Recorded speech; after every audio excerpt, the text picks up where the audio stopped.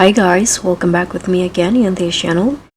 On today's tutorial, I'm going to show you how you can catch the Elshark Grand Maha in Fish It. So if you want to catch this secret tire fish inside the ancient jungle, this is what you are going to do. So the Elshark Grand Maha can be caught inside the sacred temple, or you can also go deep down to the ancient ruin. So here I've already caught it twice in the ancient ruin and also the sacred temple.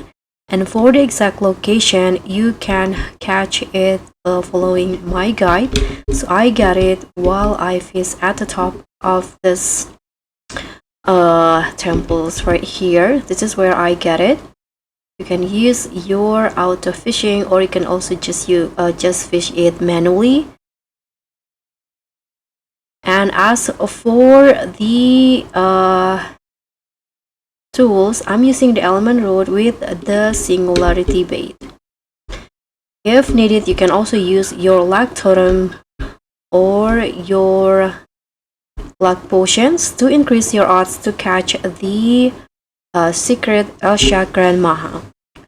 So that's all from me. Thank you so much for watching. Don't forget to like, comment, and subscribe. Also click on thanks.